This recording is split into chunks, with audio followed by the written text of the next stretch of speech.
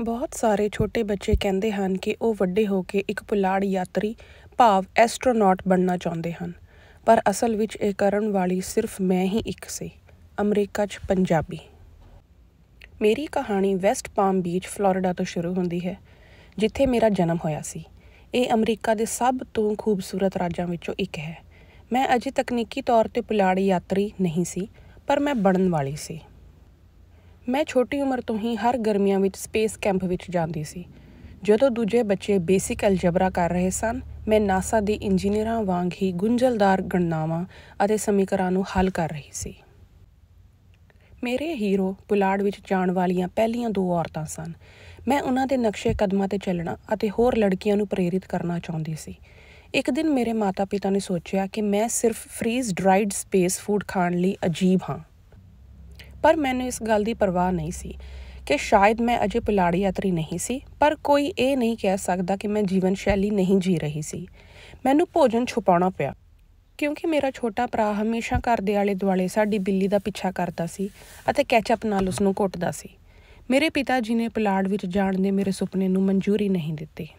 ਉਹ ਚਾਹੁੰਦੇ ਸੀ ਕਿ ਮੈਂ ਕਿਸੇ ਹੋਰ ਵਿਹਾਰਕ ਸਥਾਨ ਜਿਵੇਂ ਕਿ ਅਦਾਲਤ ਜਾਂ ਹਸਪਤਾਲ ਲਈ ਟੀਚਾ ਰੱਖਾਂ, ਪਰ ਵਕੀਲ ਜਾਂ ਡਾਕਟਰ ਬਣਨਾ ਮੇਰਾ ਸੁਪਨਾ ਨਹੀਂ ਸੀ। ਇੱਕ ਦਿਨ ਸਕੂਲ ਵਿੱਚ ਮੈਂ ਕੁਝ ਵਿਦਿਆਰਥੀਆਂ ਨੂੰ ਬੁਲੇਟਿਨ ਬੋਰਡ ਦੇ ਆਲੇ-ਦੁਆਲੇ ਇਕੱਠੇ ਹੁੰਦੇ ਦੇਖਿਆ। ਮੈਂ ਇਹ ਦੇਖਣ ਲਈ ਅੱਗੇ ਵਧੀ ਕਿ ਉਹ ਕੀ ਦੇਖ ਰਹੇ ਸਨ। ਇਹ ਸਪੇਸ ਕੈਡਟ ਟਰਾਈ ਆਊਟ ਲਈ ਇੱਕ ਫਲਾਇਰ ਸੀ। ਮੇਰਾ ਦਿਲ ਮੇਰੇ ਗਲੇ ਵਿੱਚ ਆ ਗਿਆ। ਇਹ ਬਿਲਕੁਲ ਉਹੀ ਮੌਕਾ ਸੀ ਜਿਸ ਦੀ ਮੈਂ ਭਾਲ ਕਰ ਰਹੀ ਸੀ। ਇਸ ਹਫ਼ਤੇ ਦੇ ਅੰਤ ਵਿੱਚ ਔਰਲੈਂਡੋ ਦੇ ਨੇੜੇ ਸਪੇਸ ਸੈਂਟਰ ਵਿੱਚ ਟਰਾਇਲ ਲਿਆ ਜਾਣਾ ਸੀ। ਹੁਣ ਮੈਨੂੰ ਮੇਰੇ ਪਿਤਾ ਨੂੰ ਜਾਣ ਦੇਣ ਲਈ ਮਨਾਉਣਾ ਸੀ। ਬਿਲਕੁਲ ਨਹੀਂ, ਇਹ ਨਹੀਂ ਹੋ ਸਕਦਾ। ਪਰ ਪਿਤਾ ਜੀ, ਇਸ ਤਰ੍ਹਾਂ ਦਾ ਮੌਕਾ ਜ਼ਿੰਦਗੀ ਵਿੱਚ ਸਿਰਫ ਇੱਕ ਵਾਰ ਹੀ ਆ ਸਕਦਾ ਹੈ। ਤੁਹਾਨੂੰ ਆਪਣੀ ਪੜ੍ਹਾਈ 'ਤੇ ਧਿਆਨ ਦੇਣ ਦੀ ਜ਼ਰੂਰਤ ਹੈ ਅਤੇ ਘਰ ਦੀ ਸਫਾਈ ਦੇ ਫਰਜ਼ਾਂ ਬਾਰੇ ਕੀ ਕਰਨਾ ਚਾਹੀਦਾ ਹੈ। ਤੁਹਾਡੇ ਕੋਲ ਸਕੂਲ ਦੇ ਕੰਮ ਵੀ ਹਨ, ਇਸ ਲਈ ਜੇਕਰ ਮੈਂ ਆਪਣੀਆਂ ਸਾਰੀਆਂ ਅਸਾਈਨਮੈਂਟਾਂ ਅਤੇ ਘਰ ਦੀ ਸਾਰੀ ਸਫਾਈ ਵੀਕਐਂਡ ਤੋਂ ਪਹਿਲਾਂ ਕਰਵਾ ਲਵਾਂ ਤਾਂ ਤੁਸੀਂ ਮੈਨੂੰ ਜਾਣ ਦਿਓਗੇ। ਮੈਂ ਜਾਣਦੀ ਸੀ ਕਿ ਮੇਰੇ ਪਿਤਾ ਜੀ ਨਾ ਕਰਨ ਦਾ ਕੋਈ ਹੋਰ ਕਾਰਨ ਸੋਚਣ ਦੀ ਕੋਸ਼ਿਸ਼ ਕਰ ਰਹੇ ਸਨ, ਪਰ ਮੈਂ ਉਹਨਾਂ ਨੂੰ ਮੌਕਾ ਨਹੀਂ ਦਿੱਤਾ। ਧੰਨਵਾਦ ਪਿਤਾ ਜੀ। ਮੈਂ ਆਪਣੇ ਸਾਰੇ ਕੰਮ ਪੂਰੇ ਕਰ ਲਏ। ਫਿਰ ਮੈਂ ਲਾਅਨ ਦੀ ਕਟਾਈ ਕੀਤੀ, ਹੇਜਾਂ ਨੂੰ ਕੱਟਿਆ ਅਤੇ ਖਾਲੀ ਕੀਤਾ ਅਤੇ ਘਰ ਦੇ ਫਰਸ਼ਾਂ ਨੂੰ ਤੇਜ਼ੀ ਨਾਲ ਰਗੜਿਆ। ਪਰ ਹਰ ਵਾਰ ਜਦੋਂ ਮੈਂ ਪਿਤਾ ਜੀ ਨੂੰ ਦੱਸਿਆ ਕਿ ਕੰਮ ਪੂਰਾ ਹੋ ਗਿਆ, ਤਾਂ ਉਹ ਹੋਰ ਸਫਾਈ ਦੀ ਲੰਮੀ ਸੂਚੀ ਦਿੱਤੀ। ਉਹਨਾਂ ਨੇ ਬਹੁਤ ਤੰਗ ਕੀਤਾ। ਜੇ ਪਿਤਾ ਜੀ ਨੇ ਸੋਚਿਆ ਕਿ ਘਰ ਦਾ ਇੱਕ ਛੋਟਾ ਜਿਹਾ ਕੰਮ ਮੇਰੇ ਰਾਹ ਵਿੱਚ ਖੜ੍ਹਾ ਹੋਣ ਦੇਵਾਂਗੀ, ਤਾਂ ਉਹ ਬਹੁਤ ਗਲਤ ਸੀ। ਅੰਤ ਵਿੱਚ ਮੈਂ ਸਭ ਕੰਮ ਖਤਮ ਕਰ ਦਿੱਤਾ। ਮੇਰੇ ਪਿਤਾ ਜੀ ਨੇ ਆਪਣੇ ਅਖਬਾਰ ਵਿੱਚੋਂ ਦੇਖਿਆ ਅਤੇ ਮੈਨੂੰ ਇੱਕ ਹੋਰ ਕਾਗਜ਼ ਦਿੱਤਾ। ਪਿਤਾ ਜੀ, ਬਸ ਕਰੋ। ਮੈਂ ਉਹ ਸਭ ਕੁਝ ਕੀਤਾ ਹੈ ਜੋ ਤੁਸੀਂ ਕਿਹਾ ਹੈ। ਇਹ ਹਾਸੋਹੀਣਾ ਹੋ ਰਿਹਾ ਹੈ। ਔਰਲੈਂਡੋ ਲਈ ਬੱਸ ਦੀ ਟਿਕਟ ਸੀ। ਇਸ ਦਾ ਮਤਲਬ ਇਹ ਨਹੀਂ ਹੈ ਕਿ ਮੈਂ ਮਨਜ਼ੂਰੀ ਦਿੰਦਾ ਹਾਂ। ਪਿਤਾ ਜੀ ਦੀ ਗੱਲ ਵਿਚਾਲੀ ਅਧੂਰੀ ਛੱਡ ਮੈਂ ਉਹਨਾਂ ਦਾ ਬਹੁਤ ਵਾਰ ਧੰਨਵਾਦ ਕੀਤਾ। ਉਹ ਤੁਹਾਡਾ ਧੰਨਵਾਦ, ਧੰਨਵਾਦ। ਉਸ ਸ਼ਨੀਵਾਰ ਜਿਵੇਂ ਹੀ ਬੱਸ ਸਪੇਸ ਸੈਂਟਰ ਦੇ ਨੇੜੇ ਪਹੁੰਚੀ, ਮੈਂ ਦੂਰੀ ਤੋਂ ਲਾਂਚ ਪੈਡ ਨੂੰ ਦੇਖਿਆ। ਇਹ ਮੇਰੀਆਂ ਅੱਖਾਂ ਦੇ ਸਾਹਮਣੇ ਇਤਿਹਾਸ ਦਾ ਇੱਕ ਸ਼ਾਨਦਾਰ ਹਿੱਸਾ ਸੀ ਅਤੇ ਮਿਸ਼ਨ ਨਿਯੰਤਰਣ ਸੀ। ਇੱਕ ਵਾਰ ਜਦੋਂ ਅਸੀਂ ਅੰਦਰ ਗਏ ਤਾਂ ਮੈਂ ਆਪਣੀ ਵਰਦੀ ਵਿੱਚ ਆਈ ਅਤੇ ਦੂਜੇ ਕੈਡਿਟਾਂ ਵੱਲ ਦੇਖਿਆ। ਸਾਡੇ ਵਿੱਚੋਂ 100 ਦੇ ਕਰੀਬ ਸਨ, ਜਿਨ੍ਹਾਂ ਵਿੱਚੋਂ ਬਹੁਤੇ ਲੜਕੇ ਸਨ ਜੋ ਲਗਭਗ ਸਿਪਾਹੀਆਂ ਵਾਂਗ ਸਖਤ ਅਨੁਸ਼ਾਸਿਤ ਲੱਗਦੇ ਸਨ, ਪਰ ਮੈਂ ਵੀ ਘੱਟ ਨਹੀਂ ਸੀ। ਮੈਂ ਇੱਕ ਕੁੜੀ ਵੱਲ ਆਪਣਾ ਰਸਤਾ ਬਣਾਇਆ। ਜੇ ਮੈਂ ਇੱਥੇ ਬੈਠਾਂ ਤਾਂ ਠੀਕ ਹੈ? ਹਾਂ, ਮੈਂ ਜੈਸਮੀਨ ਗਿੱਲ ਹਾਂ। ਇਹ ਜਗ੍ਹਾ ਬਹੁਤ ਵਧੀਆ ਹੈ। ਮੈਂ ਵਿਸ਼ਵਾਸ ਨਹੀਂ ਕਰ ਸਕਦੀ ਕਿ ਮੈਂ ਸੱਚਮੁੱਚ ਇੱਥੇ ਹਾਂ। ਕੋਈ ਸਮੱਸਿਆ ਨਹੀਂ, ਪਰ ਮੇਰੇ ਦੋਸਤ ਇਸ ਨੂੰ ਬਹੁਤ ਪਸੰਦ ਨਹੀਂ ਕਰਨਗੇ। ਮੈਂ ਤੁਹਾਨੂੰ ਹੁਣ ਪਰੇਸ਼ਾਨ ਨਹੀਂ ਕਰਾਂਗੀ। ਉਦੋਂ ਹੀ ਇੱਕ ਡਰਾਉਣ ਵਾਲਾ ਅਫਸਰ ਚੁੱਪ-ਚੁਪੀਤੇ ਨੇੜੇ ਆਇਆ। ਕੈਡਿਟਾਂ 'ਤੇ ਚੁੱਪ ਛਾ ਗਈ। ਮੇਰਾ ਨਾਮ ਕਮਾਂਡਰ ਨਿਕੋਲਸ ਗ੍ਰੈਗਰ ਹੈ।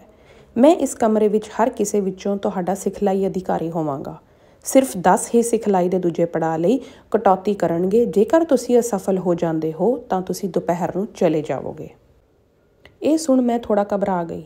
ਇਹ ਬਹੁਤ ਸ਼ਰਮਨਾਕ ਹੋਵੇਗਾ ਜੇਕਰ ਮੈਂ ਦੁਪਹਿਰ ਦੇ ਖਾਣੇ ਤੋਂ ਪਹਿਲਾਂ ਕੱਢ ਦਿੱਤੀ ਗਈ। ਸਿਰਫ ਇੱਕ ਨੂੰ ਇੱਥੇ ਨਾਸਾ ਵਿਖੇ ਮਿਸ਼ਨ ਲਈ ਚੁਣਿਆ ਜਾਵੇਗਾ। ਸਿਰਫ ਇੱਕ ਸਭ ਤੋਂ ਵਧੀਆ ਕੈਡਟ ਚੁਣਿਆ ਜਾਣਾ ਸੀ। ਬਹੁਤ ਸਾਰੇ ਕੈਡਿਟਾਂ ਨੂੰ ਮੇਰੇ ਉੱਤੇ ਫਾਇਦਾ ਸੀ, ਕਿਉਂਕਿ ਉਹ ਲੰਬੇ ਅਤੇ ਮਜ਼ਬੂਤ ਸਨ, ਪਰ ਮੈਂ ਚੁਸਤ ਸੀ। ਮੈਂ ਕੰਧ 'ਤੇ ਦੇਖਿਆ ਕਿ ਰੱਸੀਆਂ ਟੁੱਟੀਆਂ ਹੋਈਆਂ ਸਨ। ਜ਼ਿਆਦਾਤਰ ਕੈਡਿਟਾਂ ਨੇ ਕੰਧ ਨੂੰ ਮਾਪਣ ਲਈ ਰੱਸੀਆਂ ਨੂੰ ਫੜ ਲਿਆ, ਪਰ ਮੈਂ ਇਸ ਦੀ ਬਜਾਏ ਹੱਥਾਂ ਦੀ ਪਕੜ ਦੀ ਵਰਤੋਂ ਕੀਤੀ। ਜਦੋਂ ਮੈਂ ਕੰਧ 'ਤੇ ਚੜ੍ਹੀ ਤਾਂ ਮੈਂ ਕਈ ਕੈਡਿਟਾਂ ਨੂੰ ਮੈਟ 'ਤੇ ਡਿੱਗਦੇ ਵੇਖਿਆ। ਹੇਠਾਂ ਇੱਕ ਮੁੰਡਾ ਮੇਰੇ ਬਿਲਕੁਲ ਨਾਲ ਚੜਿਆ ਹੋਇਆ ਸੀ ਅਤੇ ਉਸਨੇ ਮੇਰੇ ਵੱਲ ਅੱਖ ਮਾਰੀ। ਉਸਨੇ ਸੋਚਿਆ ਕਿ ਉਹ ਬਹੁਤ ਹੁਸ਼ਿਆਰ ਸੀ। ਜੇਕਰ ਉਸਨੇ ਸੋਚਿਆ ਕਿ ਇਹ ਮੇਰਾ ਧਿਆਨ ਭਟਕਾਉਣ ਵਾਲਾ ਹੈ ਤਾਂ ਉਹ ਗਲਤ ਸੀ। ਗ੍ਰੈਗਰ ਸਾਡੇ ਬਾਕੀਆਂ ਨਾਲੋਂ ਬਹੁਤ ਅੱਗੇ ਸੀ। ਮੈਂ ਆਪਣੇ ਆਪ ਨੂੰ ਜਿੰਨਾ ਹੋ ਸਕਦਾ ਸੀ ਧੱਕਾ ਦਿੱਤਾ ਅਤੇ ਮੈਂ ਗ੍ਰੈਗਰ ਤੋਂ ਬਾਅਦ ਦੂਜੇ ਨੰਬਰ 'ਤੇ ਆਈ। ਵਧਾਈਆਂ, ਤੁਸੀਂ ਹੁਣੇ ਦੂਜੇ ਪੜਾਅ ਵਿੱਚ ਪਹੁੰਚ ਗਏ ਹੋ। ਮੈਂ ਆਪਣੇ ਆਪ ਨੂੰ ਉੱਚੀ ਉੱਚੀ ਛਾਲ ਮਾਰਨ ਅਤੇ ਤਾੜੀਆਂ ਮਾਰਨ ਤੋਂ ਰੋਕਿਆ, ਪਰ ਅੰਦਰੋਂ ਮੈਂ ਪਾਰਟੀ ਕਰ ਰਹੀ ਸੀ। ਮੈਂ ਇਹ ਦੇਖਣ ਲਈ ਆਲੇ ਦੁਆਲੇ ਨਜ਼ਰ ਮਾਰੀ ਕਿ ਦੂਜੇ ਪੜਾਅ 'ਤੇ ਕੌਣ-ਕੌਣ ਪਹੁੰਚਿਆ ਹੈ। ਮੈਂ ਬਹੁਤ ਉਤਸ਼ਾਹਿਤ ਸੀ ਅਤੇ ਅਸਲ ਵਿੱਚ ਗ੍ਰੈਗਰ ਜਾਂ ਕਿਸੇ ਨਾਲ ਗੱਲਬਾਤ ਕਰਨਾ ਚਾਹੁੰਦੀ ਸੀ। ਵੈਸੇ ਵੀ ਇੱਥੇ ਮੈਂ 9 ਹੋਰ ਲੋਕਾਂ ਦੇ ਨਾਲ ਇੱਕ ਕਮਰੇ ਵਿੱਚ ਸੀ, ਜਿਨ੍ਹਾਂ ਨੇ ਪੁਲਾੜ ਖੋਜ ਲਈ ਮੇਰਾ ਜਨੂੰਨ ਸਾਂਝਾ ਕੀਤਾ ਸੀ, ਪਰ ਸ਼ਾਇਦ ਗ੍ਰੈਗਰ ਸਹੀ ਸੀ। ਉਹ ਮੇਰੇ ਮੁਕਾਬਲੇਬਾਜ਼ ਸਨ ਅਤੇ ਮੈਨੂੰ ਗੰਭੀਰ ਹੋਣ ਦੀ ਲੋੜ ਸੀ। ਜੇਕਰ ਮੈਂ ਚੋਟੀ ਦਾ ਪ੍ਰਦਰਸ਼ਨ ਕਰਨ ਵਾਲੀ ਸੀ, ਬਾਕੀ ਸਾਰਿਆਂ ਨੂੰ ਭੁੱਲ ਜਾਓ ਅਤੇ ਸਿਰਫ ਸਿਖਲਾਈ 'ਤੇ ਧਿਆਨ ਕੇਂਦਰਿਤ ਰੱਖੋ। ਦੁਪਹਿਰ ਦੇ ਖਾਣੇ ਤੋਂ ਬਾਅਦ ਉਹੀ ਮੁੰਡਾ ਫਿਰ ਮੇਰੇ ਵੱਲ ਅੱਖ ਮਾਰਦਾ ਹੈ। ਮੈਂ ਆਪਣੇ ਆਪ ਨੂੰ ਸ਼ਰਮਿੰਦਾ ਮਹਿਸੂਸ ਕਰ ਸਕਦੀ ਸੀ, ਪਰ ਮੈਂ ਨਾਰਾਜ਼ ਸੀ। ਮੈਂ ਇੱਥੇ ਦੋਸਤ ਬਣਾਉਣ ਲਈ ਨਹੀਂ ਹਾਂ। ਸਾਡੀਆਂ ਅਗਲੀਆਂ ਸਿਖਲਾਈ ਅਭਿਆਸਾਂ ਨੇ ਹਰਡਲ ਕੋਰਸ ਨੂੰ ਕੇਕ ਦੇ ਟੁਕੜੇ ਵਾਂਗ ਬਣਾ ਦਿੱਤਾ। ਸਾਨੂੰ ਜੀਵਨ ਸਹਾਇਤਾ ਪ੍ਰਣਾਲੀਆਂ, ਆਰਬਿਟਲ ਮਕੈਨਿਕਸ ਅਤੇ ਸਪੇਸ ਮੈਡੀਸਿਨ ਵਿੱਚ ਕੰਮ ਕਰਨ ਵਰਗੇ ਹਰ ਤਰ੍ਹਾਂ ਦੇ ਹੁਨਰ ਵਿੱਚ ਮਹਾਰਤ ਹਾਸਲ ਕਰਨੀ ਪੈਂਦੀ ਸੀ। ਸ਼ੁਕਰ ਹੈ ਕਿ ਮੇਰੇ ਅਭਿਆਸ ਸਮੀਕਰਨ ਨੇ ਮੈਨੂੰ ਬਹੁਤ ਵੱਡਾ ਲਾਭ ਦਿੱਤਾ। ਇੱਥੇ ਅਗਲੀ ਕਸਰਤ ਉਹ ਸੀ ਜੋ ਮੈਂ ਕੋਸ਼ਿਸ਼ ਕਰਨ ਲਈ ਸਭ ਤੋਂ ਵੱਧ ਉਤਸ਼ਾਹਿਤ ਹਾਂ। ਜ਼ੀਰੋ ਗ੍ਰੈਵਿਟੀ ਸਿਖਲਾਈ। ਅਸੀਂ ਚੈਂਬਰ ਦੇ ਦੁਆਲੇ ਇਸ ਤਰ੍ਹਾਂ ਤੈਰਦੇ ਰਹੇ ਜਿਵੇਂ ਇਹ ਪਾਣੀ ਤੋਂ ਬਿਨਾਂ ਸਮੁੰਦਰ ਹੋਵੇ। ਇਹ ਹੈਰਾਨੀਜਨਕ ਸੀ ਕਿ ਤੁਹਾਡੇ ਸਰੀਰ ਅਜੇ ਤੱਕ ਜ਼ੀਰੋ ਗ੍ਰੈਵਿਟੀ ਦੇ ਪ੍ਰਭਾਵਾਂ ਦੇ ਆਦੀ ਨਹੀਂ ਹਨ। ਤੁਹਾਡੇ ਵਿੱਚੋਂ ਬਹੁਤਿਆਂ ਨੂੰ ਸਪੇਸ ਮੋਸ਼ਨ ਬਿਮਾਰੀ ਹੋਵੇਗੀ। ਜਦੋਂ ਮੈਂ ਉਸ ਲੜਕੇ ਵੱਲ ਦੇਖਿਆ ਜਿਸਨੇ ਮੇਰੇ ਵੱਲ ਅੱਖ ਮਾਰੀ ਸੀ, ਤਾਂ ਉਸਦਾ ਚਿਹਰਾ ਹਰਾ ਹੋ ਗਿਆ ਅਤੇ ਉਹ ਉਲਟੀ ਕਰਦਾ ਸੀ। ਮੇਰਾ ਮਤਲਬ ਇਹ ਨਹੀਂ ਸੀ, ਪਰ ਮੈਂ ਹੱਸੀ। ਮੈਂ ਮੁੰਡੇ ਦੀ ਅੱਖ ਵੱਲ ਦੇਖਿਆ ਅਤੇ ਉਹ ਮੇਰੇ 'ਤੇ ਮੁਸਕਰਾਇਆ।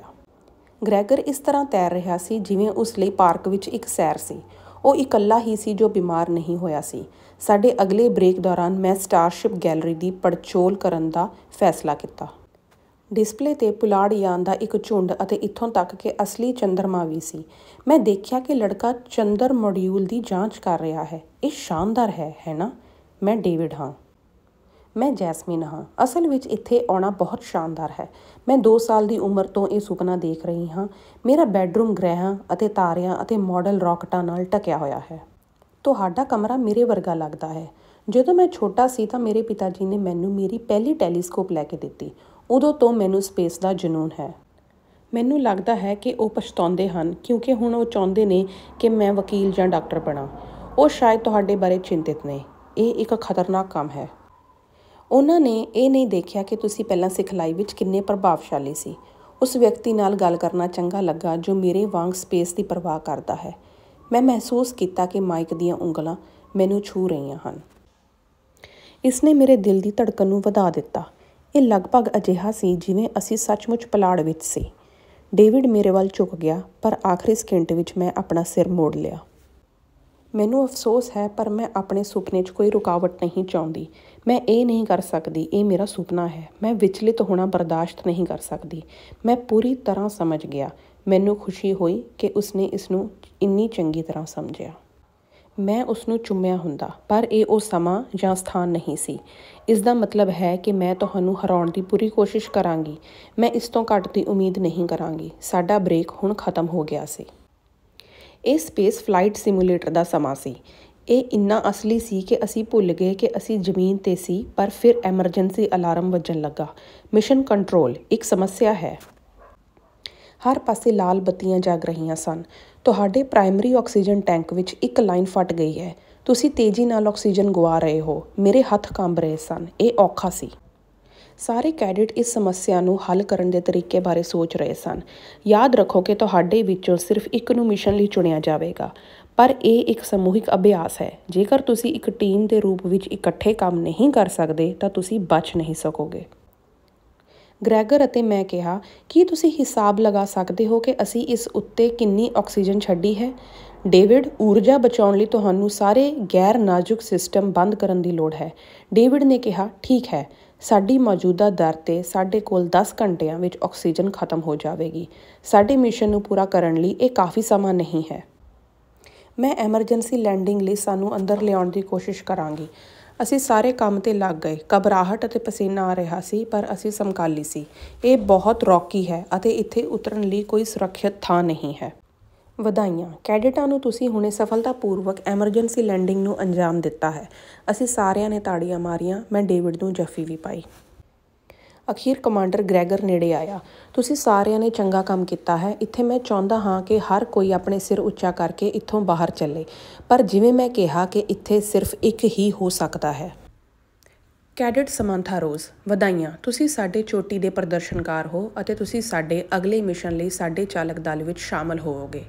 ਮੈਂ ਨਿਰਾਸ਼ ਮਹਿਸੂਸ ਕੀਤਾ। ਮੈਨੂੰ ਗਲਤ ਨਾ ਸਮਝੋ, ਮੈਂ ਸਮੰਥਾ ਲਈ ਖੁਸ਼ ਸੀ, ਪਰ ਮੈਂ ਸਾਰੀ ਉਮਰ ਇਹ ਚਾਹੁੰਦੀ ਸੀ। ਮੈਂ ਬਹੁਤ ਨੇੜੇ ਆਈ ਅਤੇ ਹੁਣ ਇਹ ਪਹੁੰਚ ਤੋਂ ਬਾਹਰ ਸੀ।